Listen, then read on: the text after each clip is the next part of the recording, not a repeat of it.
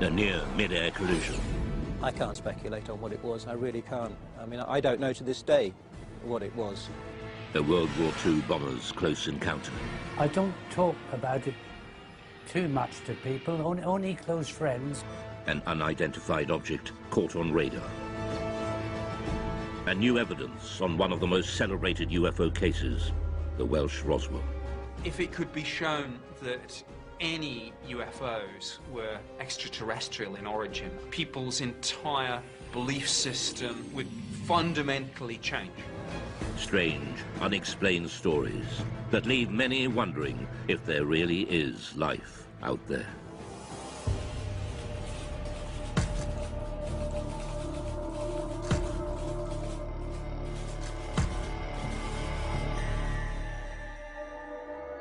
What are three popular word searches on the internet? Perhaps the first two are no surprise.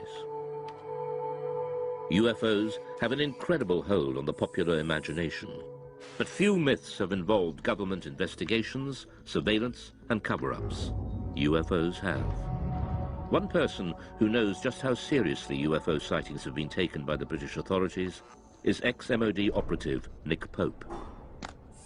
From 1952 onwards, it was decided that there really needed to be a small unit set up permanently to research and investigate the UFO phenomenon. And really from the 50s right up until 2009, the Ministry of Defence did have a small project looking at the UFO mystery. Pope and the UFO desk in the 90s, helping add to the thousands of files the ministry had gathered for decades. Subject making his way.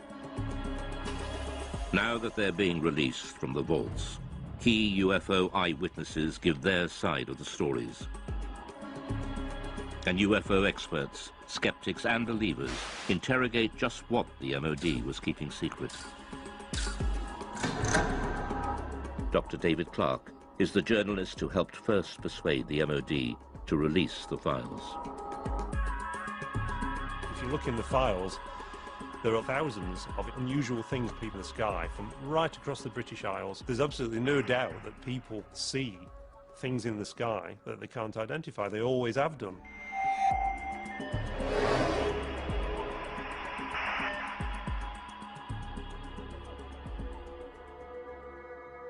January 6th, 1995. Two experienced pilots of a Boeing 737 carrying 60 passengers from Milan to Manchester report a near collision. It's an incredible sighting of an unidentified flying object which sends the authorities into a spin. In the defence files, there are quite a number of incidents involving near misses between civil aircraft and unidentified flying objects. The most impressive of all was a report that was made by the crew of a British Airways 737. Speedbird 5061, overhead Pennines, 9 miles. They were just about to enter this cloud bank, quite a clear sky, good sort of vision. Suddenly the first officer said he saw this object coming towards him like an illuminated Christmas tree.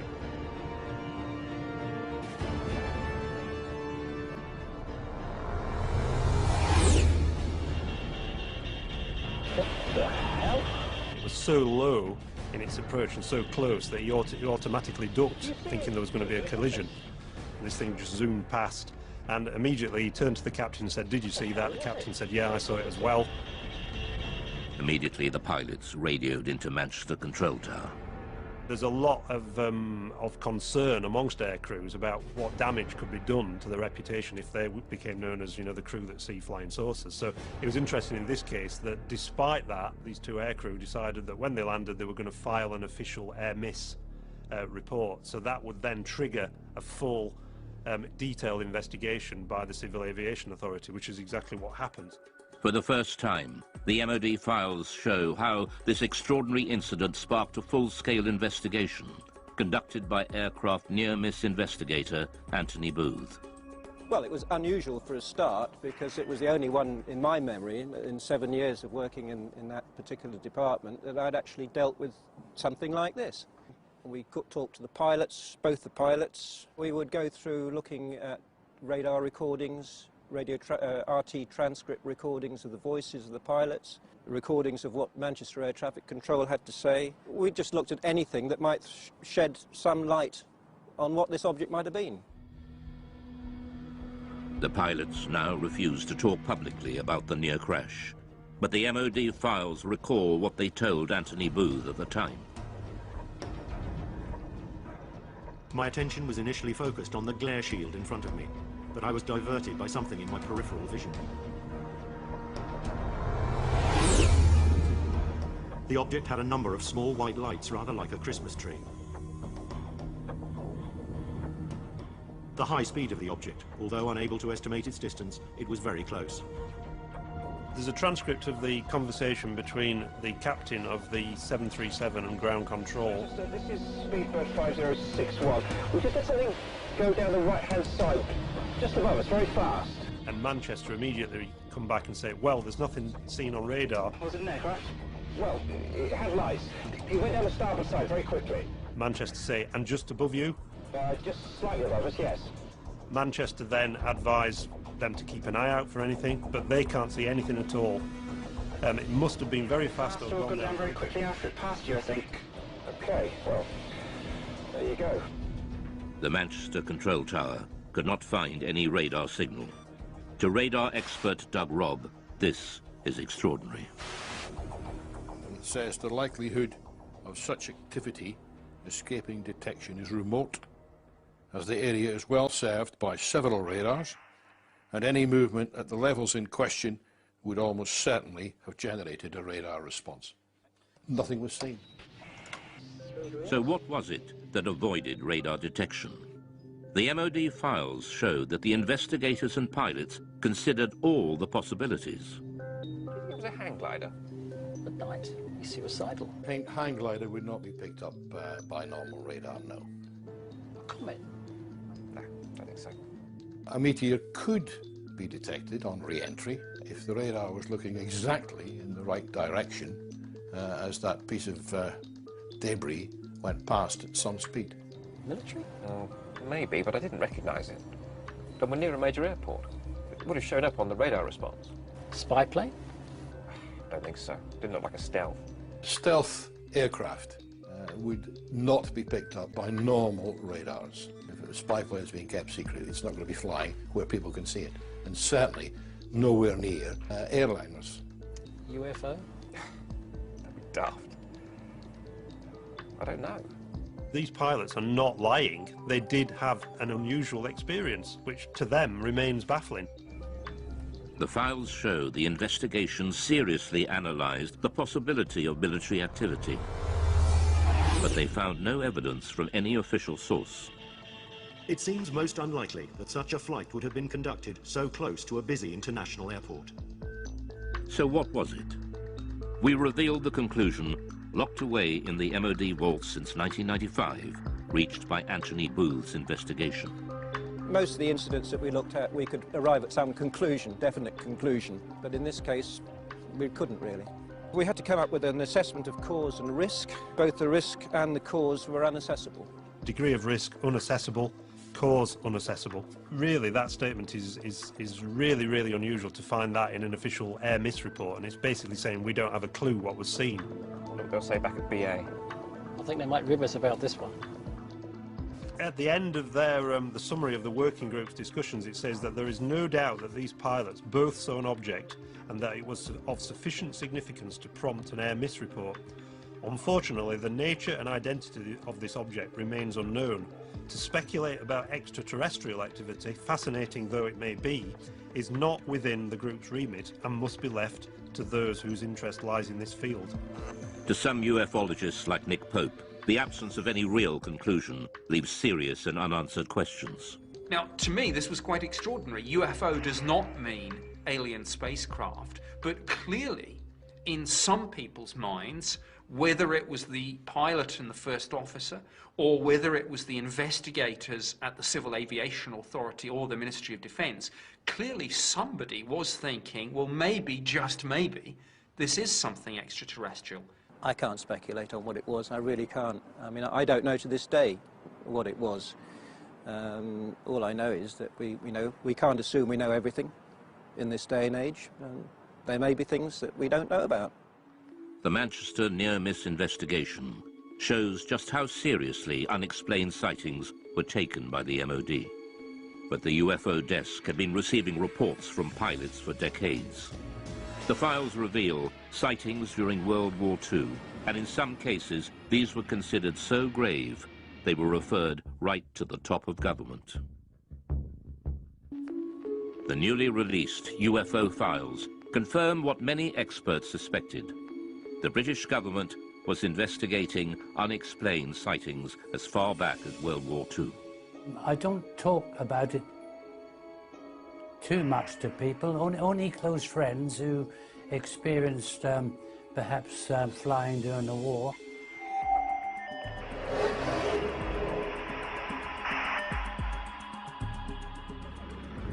Spring 1944. Britain was engaged in heavy bombing raids over Germany. Rumours of strange, unidentified missiles were getting through to top command. Considered a threat to public morale, the MOD files reveal that the order to keep them secret came right from the top. Sightings such as the one seen by gunner Bernard Dye. Now I have here a personal wartime diary. I'll read you an entry which I wrote on the 26th of April. Operation Essen. 300 aircraft raided Essen. Dye then recorded the most extraordinary sight. By unidentified objects, which I describe as just red balls of fire. This is the first time Bernard Dye has spoken on television about what happened that night. We left the target area and we were heading back towards Mildenhall, our base. We were heading across France. Everything appeared to be peaceful. Suddenly I saw 3 balls of fire coming up from below and reported this to our pilot, Arthur Horton, on the intercom. A few seconds afterwards, the rear gunner, Brian Harper, he observed 2 more red balls of fire. Immediately, Arthur was a bit perturbed, and were they fighters? No, not fighters, Arthur, just balls of fire coming towards us. I said to Arthur, no, evasive action, corkscrew, starboard, go, go, go.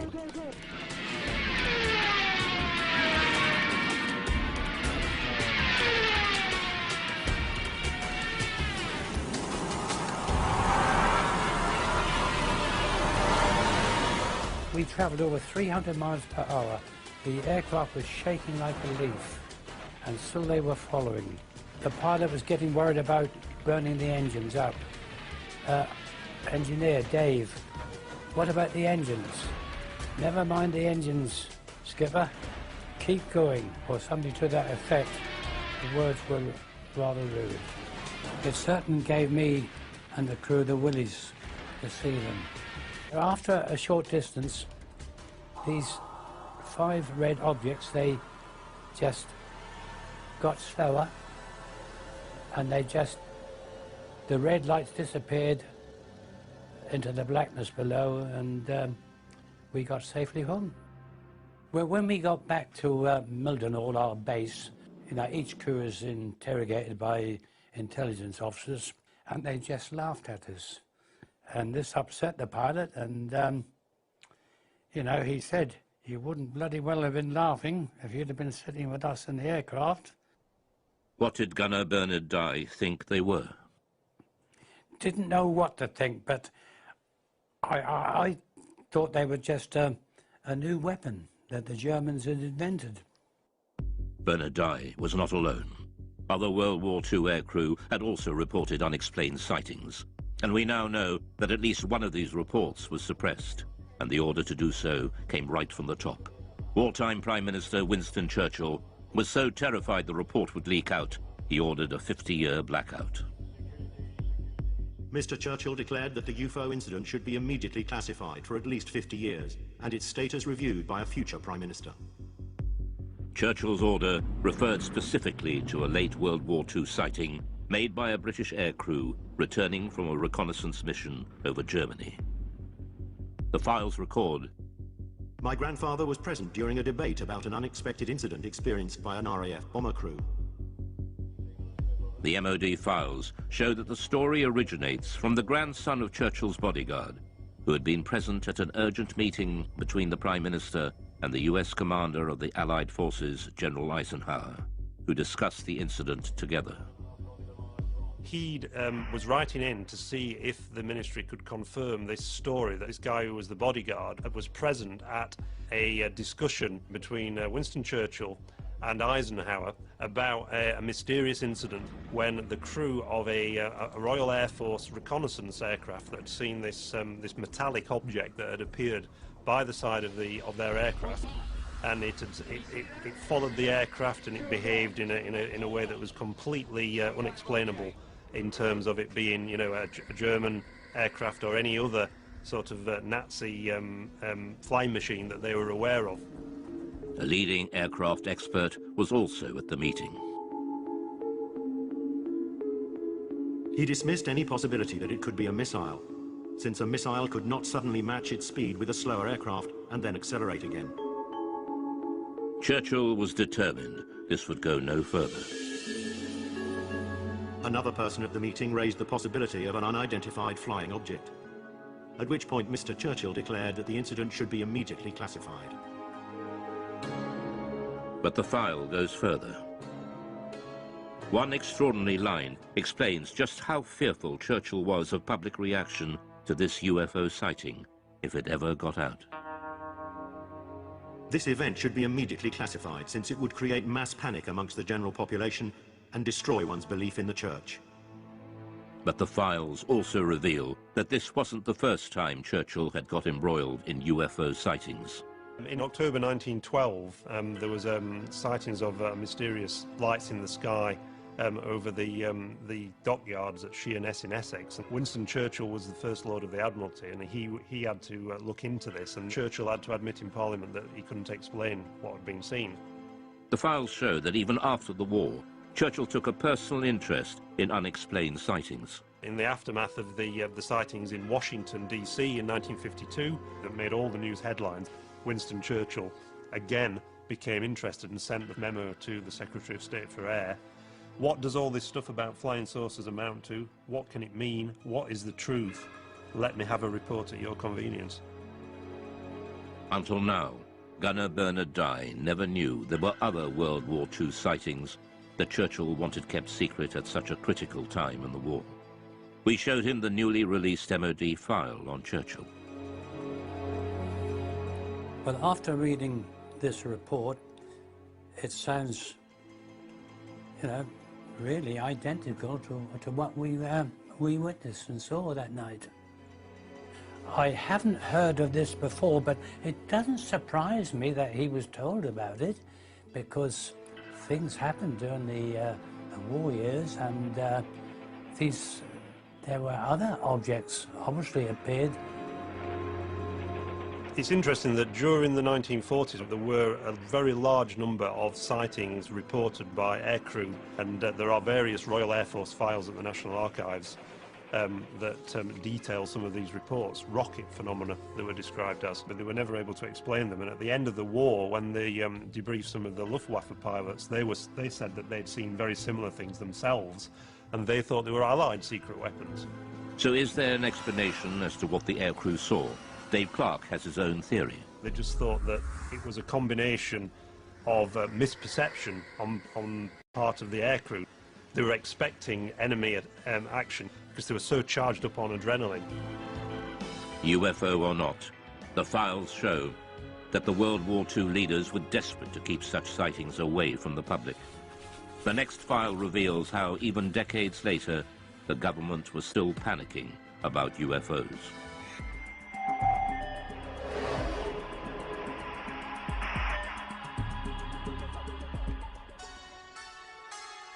Many UFO experts believe that the Pitlochry file illustrates one of the most significant UFO conspiracies of recent times. It involves photographs of an unidentified object captured flying over a remote Scottish valley. The photos were sent to the MOD, but mysteriously went missing. Journalist Mark Pilkington has spent years trying to track down these UFO images.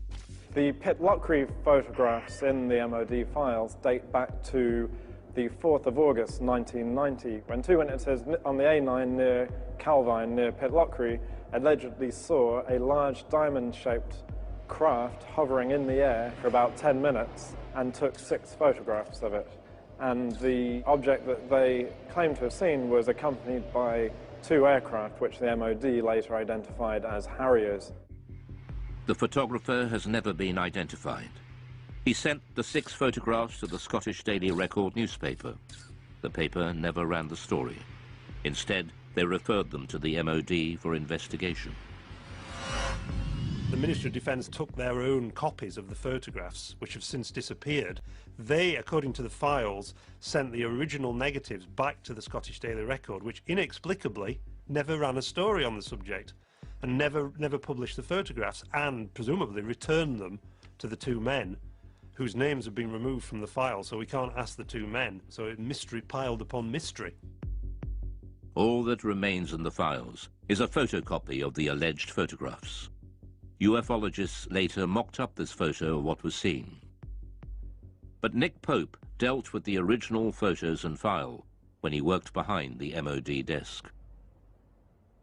Both the Defence Intelligence Staff and the Joint Air Reconnaissance Intelligence Centre analysed this very carefully, and the consensus was clear on this. This was a real object. It was maybe 25, 30 metres in diameter. I sat down with my opposite number from the Defence Intelligence Staff at a briefing about UFOs. We discussed this photograph extensively. This was something that was of defence interest, because clearly it could do something that we couldn't, and we wanted that technology. The MOD was determined to play down the incident. There's an interesting briefing by the Ministry of Defence press office on defensive lines to take if these photographs made it into the newspapers, and they were asked questions about this. And there's a list that basically says that we have looked at the photographs and no definitive conclusions have been reached regarding the large diamond-shaped object. And if they were pressed by the media, they were told to say all sighting reports received by the Ministry are referred to the staff in the departments which are responsible for the air defence of the UK. During his time with the Ministry, Pope had a blown-up copy of the photograph on his office wall until it was personally taken down by his superior. One suggestion was that this was a secret prototype American spy plane. My head of division convinced himself that this probably was some secret aircraft or drone, and he ordered that this be removed. We know from the files that there was a lot of internal discussion about, were the Americans flying this incredible spy plane, and if so, why had they not asked for permission, for this thing to fly through British airspace? Journalist Mark Pilkington believes that events at the time could well have influenced what people thought they had seen. This was just 2 days after the first Gulf War had broken out, and there were certainly great deployments of aircraft towards the Middle East, and the UK was a kind of sort of stop-off point and a sort of launch pad for a lot of those aircraft. The MOD were clearly worried about public reaction, just as Churchill had been 4 decades earlier. So was there a cover-up by the MOD over the mysterious Pitlochry photographs? There's a possibility that the Ministry of Defence destroyed these images, possibly because they thought that they were some American spy plane that they'd rather we didn't know about, or maybe if this thing genuinely remained unexplained, because we simply didn't want the embarrassment of saying that there might be things in our airspace with speeds and manoeuvres that exceed everything that we've got, and yet which remain unexplained. However, all we're basing this on, we should make clear, is a very grainy, fuzzy black and white image that, for all I know, could have been drawn by a child with crayons. Mark Pilkington is still looking for the real Pitlochry photographs to find out just what did put Britain's defences to the test. But 6 years later, on Britain's east coast, another UFO sighting sparks off a full-scale military investigation and a direct challenge to the Secretary of State for Defence. In 1996, the Ministry of Defence was drawn into a serious breach of UK defences by a UFO over East Anglia. MOD files reveal it not only involved the police, Coast Guard and RAF, but a call to the Defence Secretary to scramble jet fighters. I'm very concerned about an incident that occurred off the East Anglian coast recently involving a visual unidentified flying craft sighting that was correlated by various different military radar systems. Why weren't our jets scrambled? It was one of the biggest UFO scares ever. And it all started one quiet October night on the East Coast.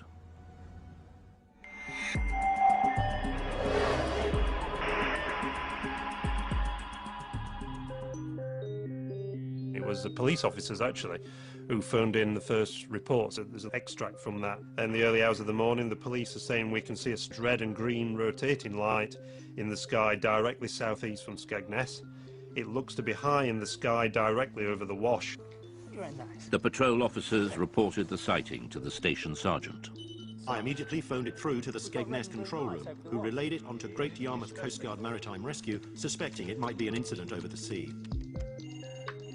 We had a report at about 3:15 local time from Skegness Police, and they could actually see this light in a southeasterly direction. We were uncertain of what it was at the time, and we immediately made a report to the local air defence radars to see if they could see anything. The call went through to RAF Neatishead, the most important air defence centre in southern England. Clarksby radar has a contact bearing at 221 degrees at... They noticed that on one of the radars, a blip that they couldn't identify, that wasn't an aircraft. Could the mysterious radar blip and the strange lights seen by the police be the same thing? Panic calls from the public started to come in. No, I don't think they're invading. The call was put out to shipping to keep a lookout for unidentified lights. Then a tanker came back. MV Conocastle Yarmouth, we're seeing a group of lights above the Wash. The vessel at sea was the Connor Coast, and she was in much this sort of area. At 3:50 a.m., Patrol Officer P.C. Leyland rushed onto the police station roof to video the strange lights and managed to capture 5 minutes of footage now showing a single stationary white light. News of the sighting spread quickly through the UFO grapevine. The transcript of the conversation between the Coast Guard and the police and the trawler crew was leaked to the local news, and it suddenly became this huge UFO incident that got to the attention of the local MP. The sighting gathered such momentum, even local Labour MP Martin Redmond got embroiled and started asking difficult questions. Martin Redmond said, look, you've got police officers seeing UFOs, you've got Royal Air Force officers tracking them on radar, and yet you don't even get the aircraft in the air to take a look at this thing.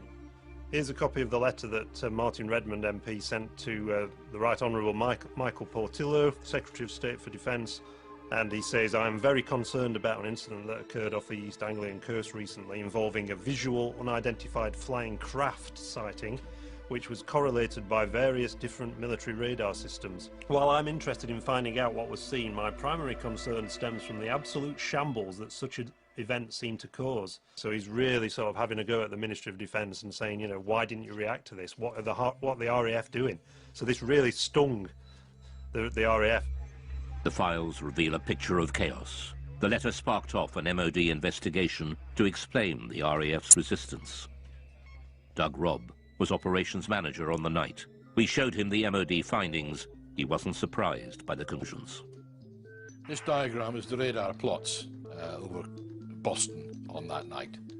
And in summary, it shows that Claxby picked up the object, but it didn't move, and it was on land.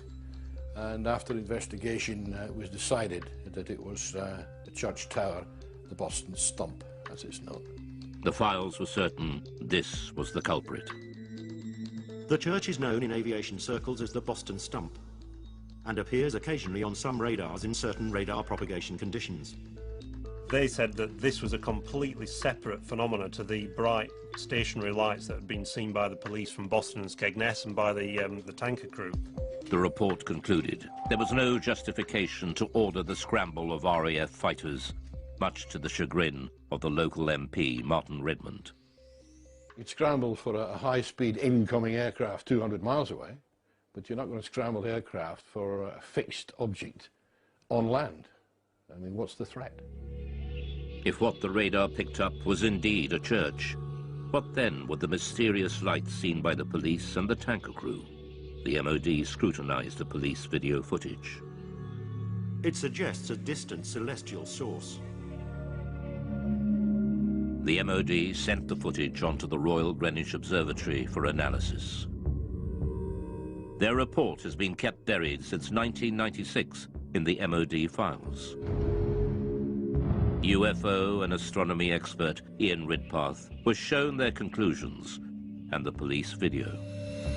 If you look at the police video, you can see it's just a bright dot of light just sitting there, not appearing to do anything. So, to me, this shows that even the most impeccable witnesses can actually make what is really a basic mistake, which is just misidentifying bright celestial objects. Well, the most common culprit is the planet Venus. In fact, it's called the Queen of the UFOs, and this is because it's the brightest object in the night sky after the sun and the moon, which could have been what the police were seeing. He also believes there's an explanation for the colors of the lights. When the camera zooms in, very often the camera will completely lose focus, and you can actually see some odd shape to the light, which is actually the diaphragm of the camera.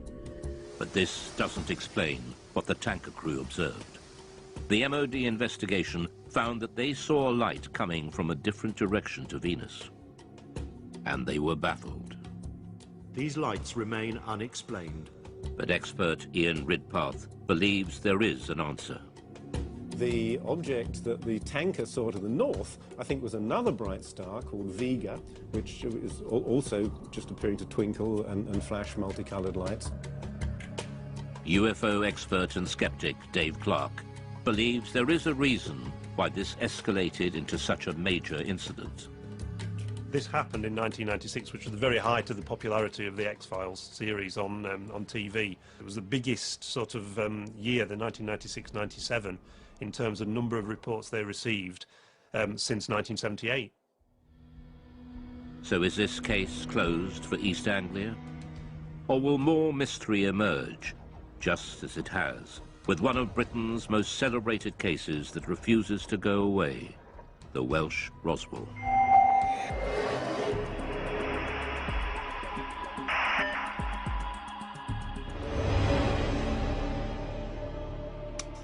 In 1974, in North Wales, thousands of people experienced a violent earth tremor and lights were seen falling from the sky.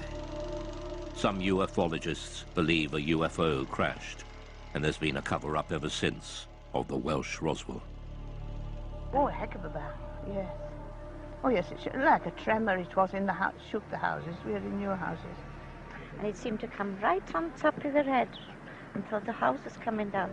There were lights coming from the top of the mountain, just up over there. 24th of January 1974 at 21:50 GMT. 5 bodies spectacularly incandescent were observed traversing the sky. New information has been revealed that opens the mystery further. Named as one of the main witnesses in the Berwyn incident is Hugh Lloyd, then a 14-year-old farmer's son. Just after 8:30 p.m., Hugh's family felt the massive earth tremor. It was a frightening experience. Almost 40 years on, Hugh still remembers that day as if it were yesterday. It was like this thud, and straight away the whole place started shaking very violently. The light flickered and the lights in the picture on television, snow on the screen.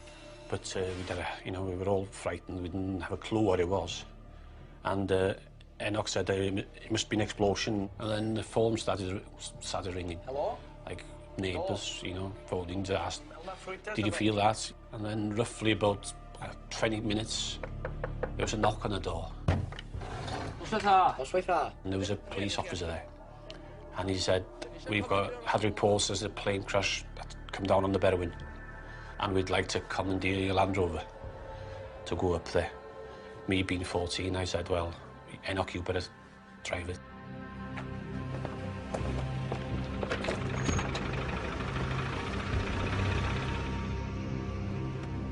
We carried on up the mountain about half a mile, maybe 3/4.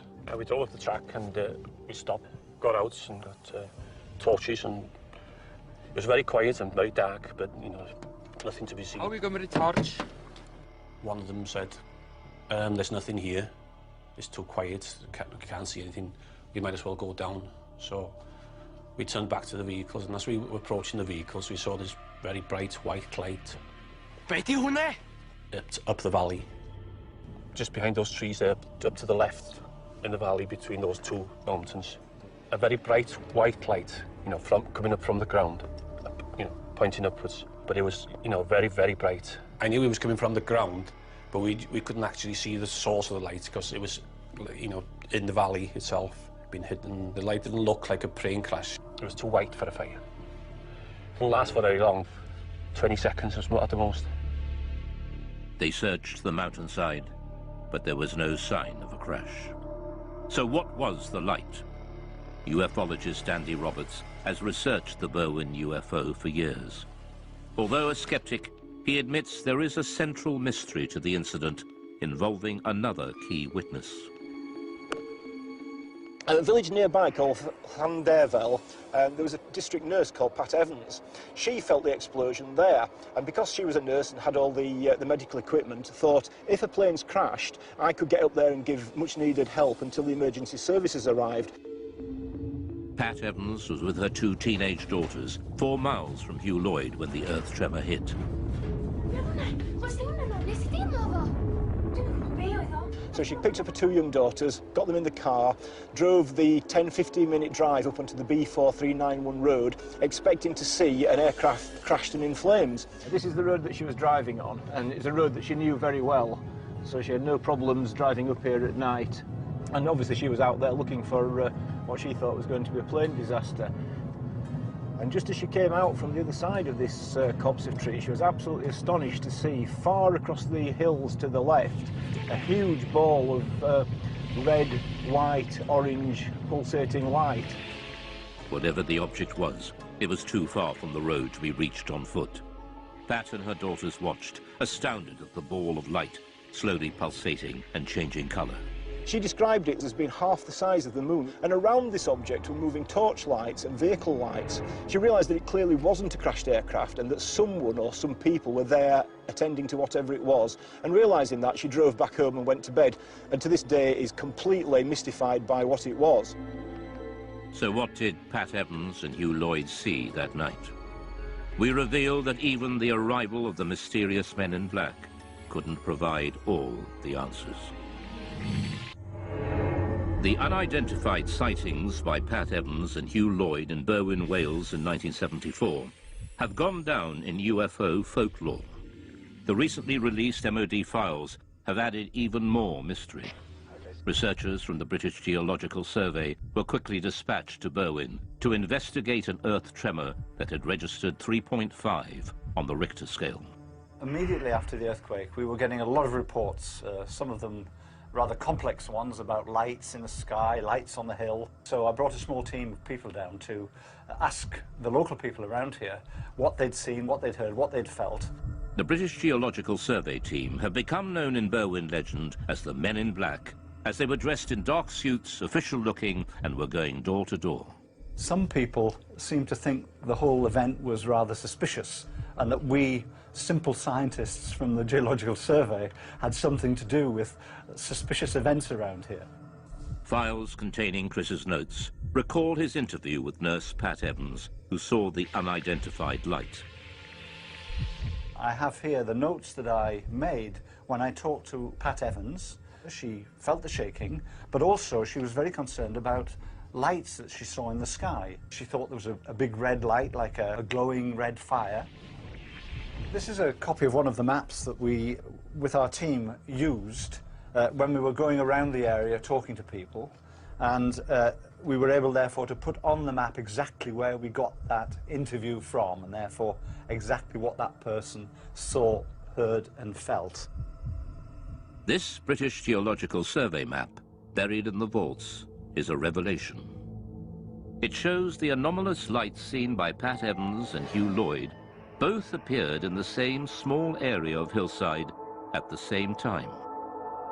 Ufologist Andy Roberts returns to the same spot on the mountainside where Pat and her daughters saw the UFO, and where Pat Evans told her story to Andy Roberts in 1998.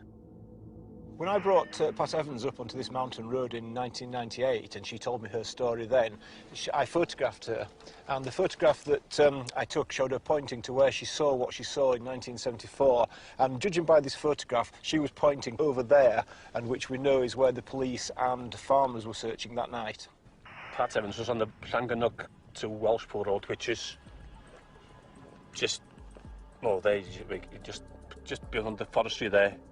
So if she was there, she probably saw the same lights as we saw. You know, because it's dead in line. I'm nearly positive that's the same lights as she saw. The recent files show the MOD's explanation for the sudden explosion and mysterious lights. Subsequent search of the hillsides in question revealed no sign of impact, however. The Meteorological Office considered that these sightings could have been occasioned by a bolide, that is to say, a meteor which enters the Earth's atmosphere and burns up before reaching the ground. A private investigation done on behalf of the British Astronomical Society concluded, however, that the meteor may in fact have disintegrated over Manchester, and that its appearance was preceded at 8:30 p.m. by an earth tremor in the Berwyn Mountains with which it has no connection. So they were saying again, these are two things that happened coincidentally on the same night. You've got a meteor burning up in the atmosphere, and also you've got an earth tremor. So is this incredible coincidence, two separate natural phenomena, a meteor shower and an earthquake happening simultaneously, in itself a complete answer to the mystery? Many UFO believers think not. They believe the files failed to answer the big question, what was the source of light Pat Evans and Hugh Lloyd saw on the ground? So what Pat saw is an absolute mystery. I don't think it's a UFO for a minute, although it is an unidentified something. It appeared to be on the ground. If anything, it's an unidentified grounded object. But it's a mystery. So in and amongst all the hype about aliens and extraterrestrial crashing, in amongst the truth and the fact about an earthquake and bolide meteors, what we have is a mysterious sighting of a stationary, large, glowing object on the ground for at least 10 minutes. So is this case closed for Berwyn? There are still many unanswered questions. The Berwyn Mountain incident is, I think in many people's minds, it's not case closed. Some people believe that the release of these files is itself disinformation, and that the Ministry of Defence is still covering up some great secret truth about UFOs. The MOD has agreed to release all the UFO files over time. But will all the secrets be revealed? It seems that the public is not ready to give up believing just yet. For some people, UFOs are with us for a long time to come. Well, until the real ones show up. Some people suggest that this drip feeding of information to the public about UFOs is getting people ready for the day when it is announced that actually these things are real. It's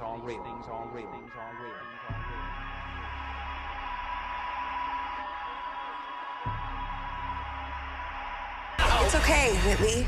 Look, you're safe. Okay? And that was why I was so paranoid and unstrung during the October-November period.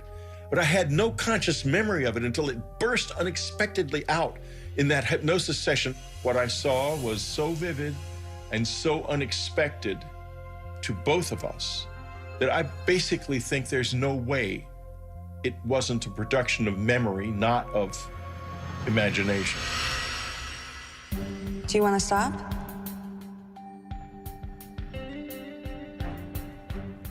No. I was obsessed with continuing because I wanted answers badly. I had a close encounter of the third kind. For sake, I can't just ignore this. Okay. Now it's the night of October 4th. You've just woken up. And tell me what you see. Under hypnosis, I saw one of these alien figures standing in my bedroom. It touched my head with a wand that had an electric fizzle to it. And it flashed terrifying visions. The first one I remember is a vision of my son. Something is happening to him. And I had the impression he was dying or being kidnapped or something at the time, and it was very frightening. The second vision was a vision of my father dying. He died previously of a heart attack. He was already dead. And the sense of sadness I felt was profound. I loved him deeply. There was a third vision involved, an apocalyptic vision, the end of the world, and of everything being destroyed, either in a nuclear war or a natural catastrophe of some kind that looked like a war. I remember the sense of despair and helplessness that it brought me.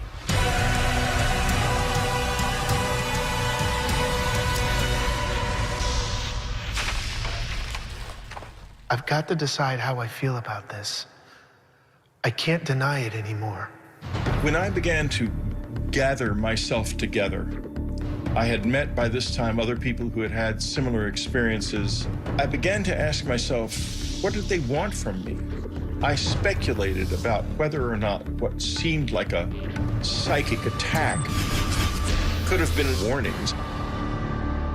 I have remembered more and more, not only the vision of the apocalypse, but other warnings and consistent warnings, not only to me, but across the whole community of people who have had this experience. A lot of them get the same warnings, that we're in trouble, that our environment is in trouble. So I'm not alone in that. And that has become really a central feature of my current life.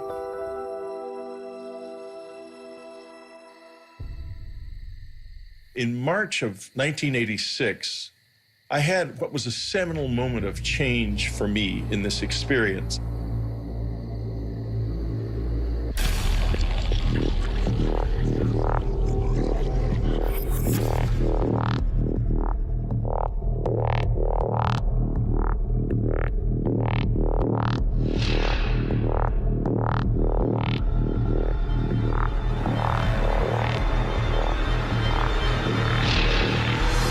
Oh, God. After it became clear to them that I was trying to engage with them, they began to respond in various ways. It was the most extraordinary experience I've ever had. I remember seeing a bright blue light come under the door. I said, okay, let's do it. I just want to get to the bottom of this. I had no idea what I was in for.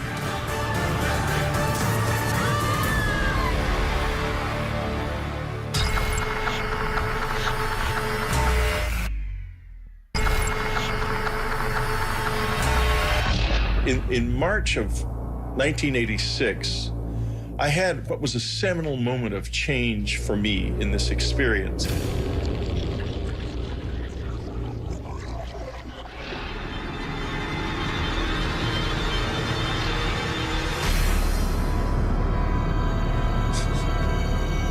The sensation I felt when I tried to move on that night was like I was being impeded by something that really slowed you down, like a thick tar or something.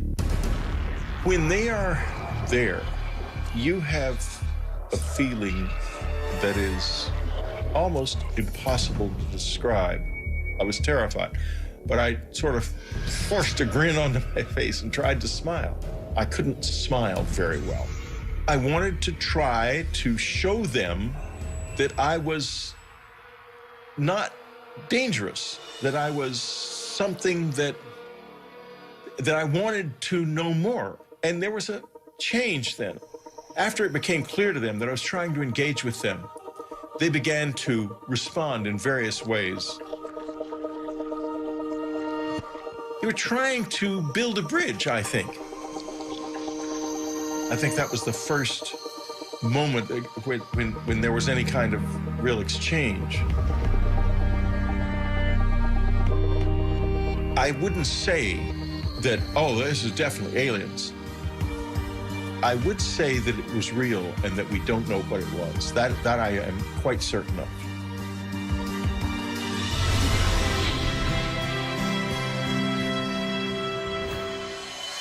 The public reaction to my book Communion was very complex. Literally, as soon as the book was published, letters that week, literally the week of publication, letters started coming. You got more letters?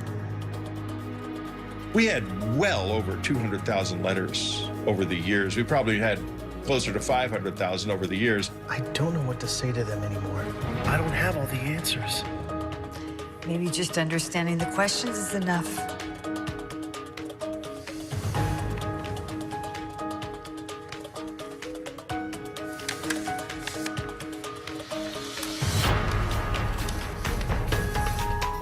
After I began to read them, I realized there's something happening on planet Earth that we do not acknowledge.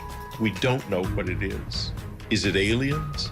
Is it something to do with us and something about the way we are that we don't yet understand? I don't know, but it's real. In the late summer of 1994, it became clear that we were running out of money. We began to not be able to pay our mortgage, and it became clear we had to leave. And so, at the same time, though, that this was happening, I was having one of the peak experiences of the whole thing. I'd begun meditating in the cabin because people had found the place, and there were other people out in the woods at night looking for the aliens with flashing flashlights up in the air and such childish stuff. And so I meditated, and I stayed in the house and meditated from then on. I didn't really want to be disturbed by that. And one night there were these thuds on the roof right above me. And the next moment I could feel a presence in the room. At this point, these years later, I was easy with their presence in the house. I wasn't scared of that. And I finally said, I want to see you as you really are. And I didn't see anything. And so I said, well, this is it. I'm leaving this room now, and I'm leaving it forever. I will never return to it because tomorrow we leave and we're leaving forever.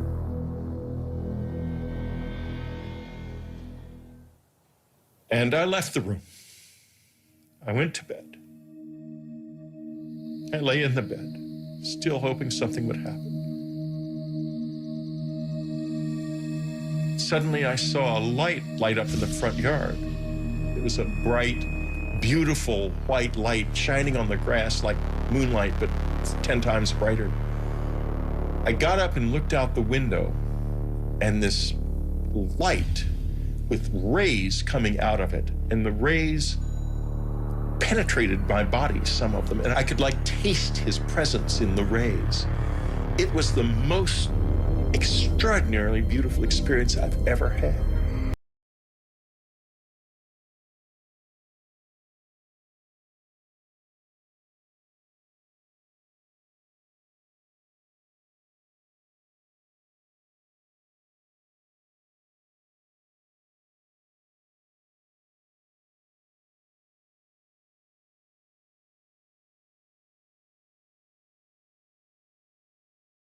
Are dismissive of all of this miss out on one of the most wonderful, frightening, dangerous, beautiful things that you can know.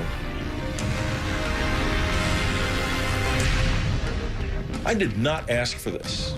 I did not know about it. I did not expect it. I did not want it, that's for sure. But it burst into my life without warning, and it's never left me since. Take from this what you will. This does happen to me. It has been happening to me all my life, and you don't have to believe because I know the truth.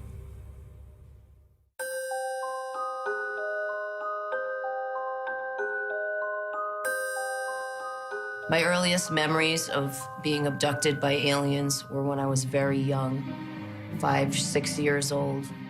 I was living in Ohio, and it was kind of in the middle of nowhere. Our nearest neighbor was a mile or two away. There was, nothing for miles. I would be in my bed, usually. I would hear voices coming down the hallway. The voices were of my parents, so I got comfortable thinking it was my parents. I remember seeing a bright blue light come under the door, and shadows, actually, of something standing outside the door. And I realized that it was not my parents coming in.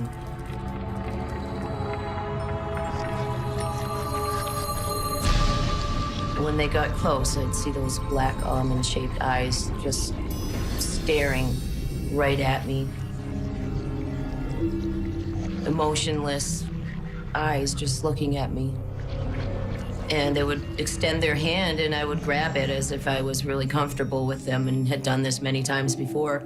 And they often would let me take my favorite stuffed animal with me. As a child, I didn't realize that these beings didn't visit everybody at night. I thought when people went to bed, the bald men would come for everybody. And it was just a normal thing.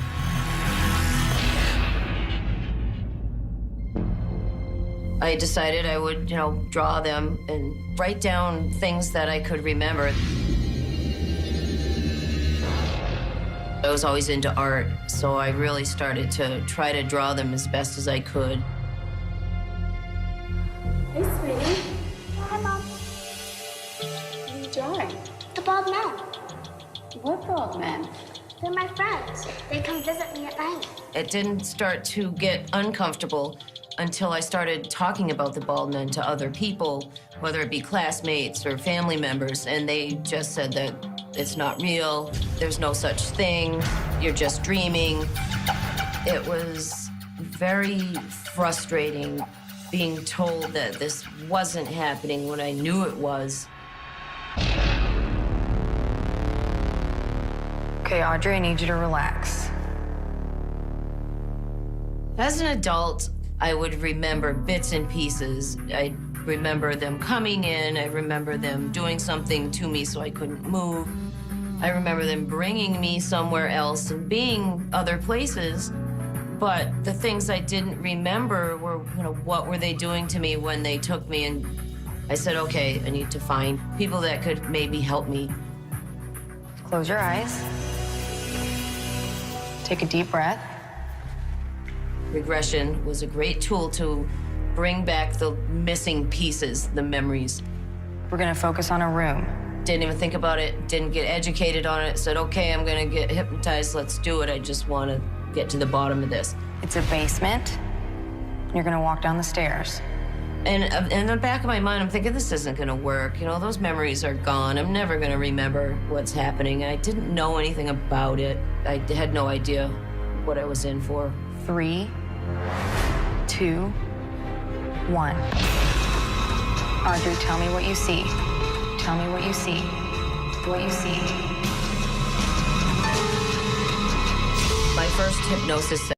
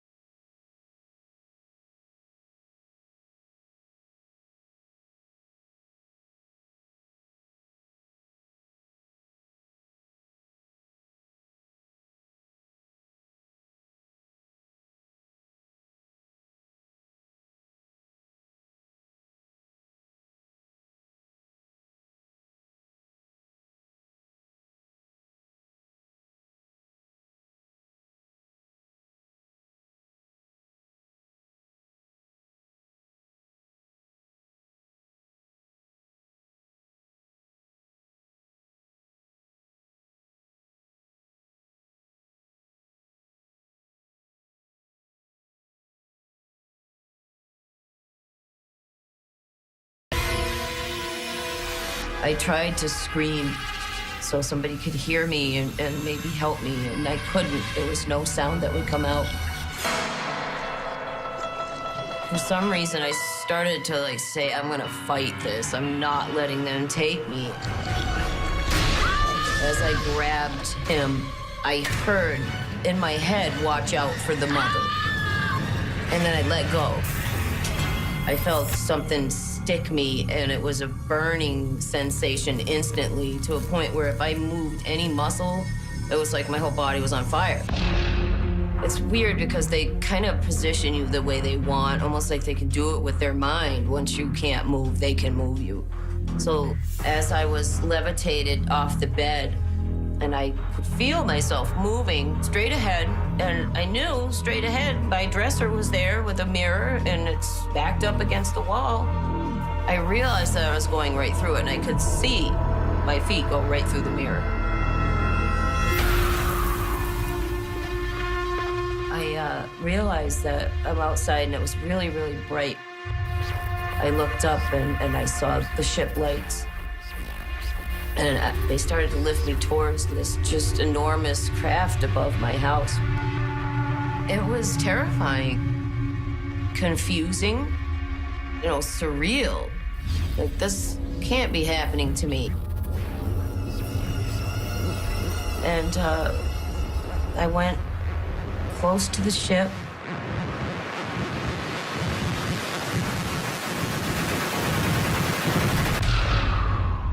And that was the last thing I remember. And then I just blacked out.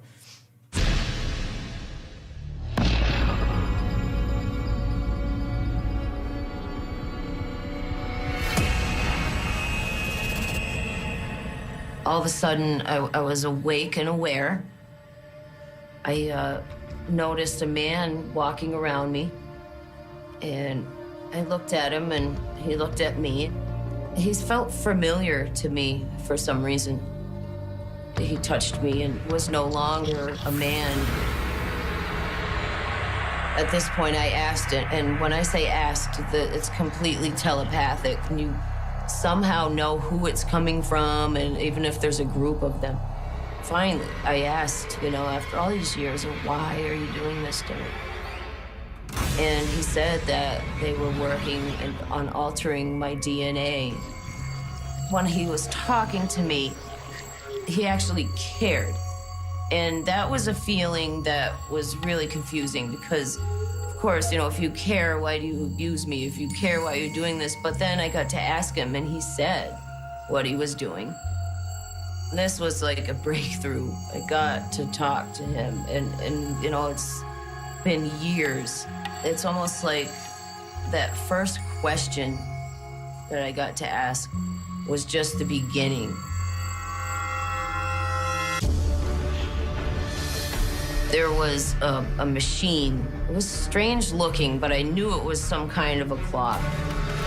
And it was counting backwards.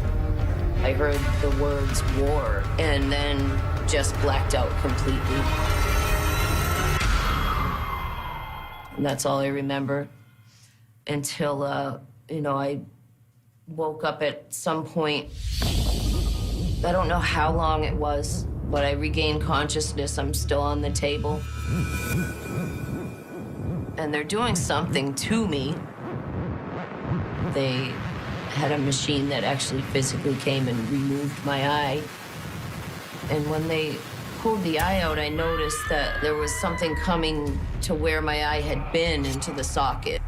This big, long needle, they put it into the eye socket, did something.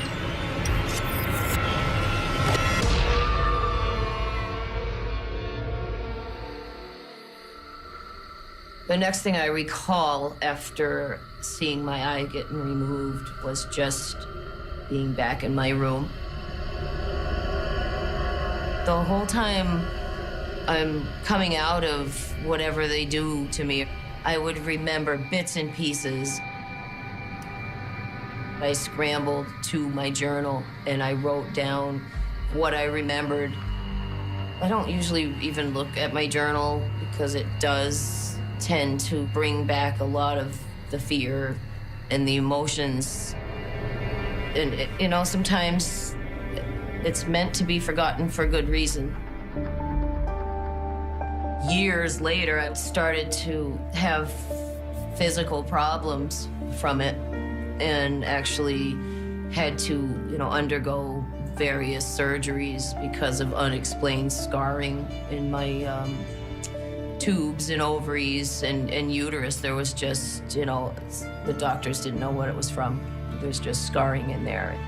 I never told the doctors what I knew it was from. It's not something that you can say, all right, hey doc, you know, this is what's going on, especially back then.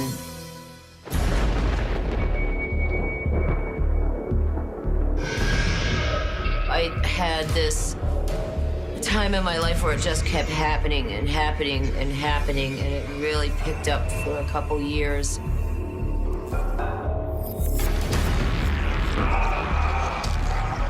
This encounter started as it always does.